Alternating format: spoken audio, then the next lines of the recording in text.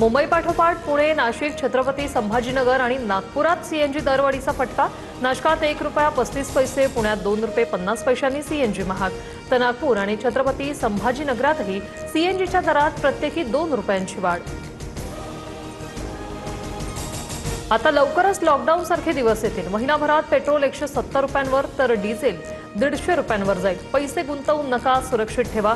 काँग्रेस नेते विजय वडेट्टीवारांकडून सरकारवर टीका करत जनतेला आवाहन।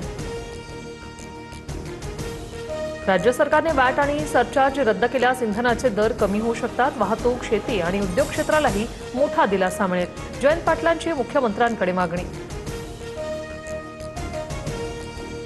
देशभरात बकरी ईद साजरी। मीरा रोड, गोरेगाव, घाटकोपरमध्ये कुर्बानीवरून झालेल्या वादानंतर कडक पोलीस बंदोबस्त तैनात। ईदगाह, मशीद आणि सार्वजनिक ठिकाणी सामूहिक नमाज पठण।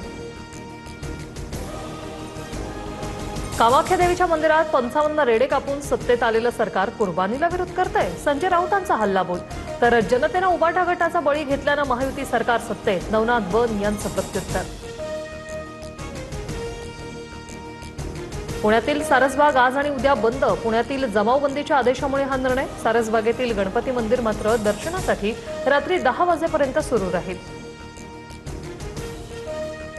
पुण्यातील जागा राष्ट्रवादी काँग्रेसला सुटणार। खासदार पार्थ पवार पुण्याचे उमेदवार ठरवणार असल्याची चर्चा।